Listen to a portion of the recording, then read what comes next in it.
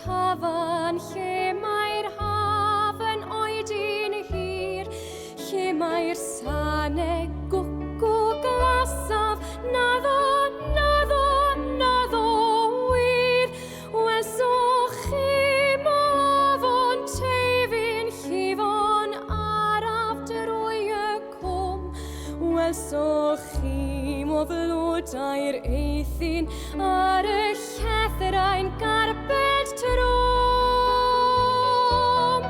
Ond mirwch gwmyllt cafan pan fo'r haf yn glasu'r byd. Yno mae'r olygfa orau a chewch gadw'r lle chi gyd.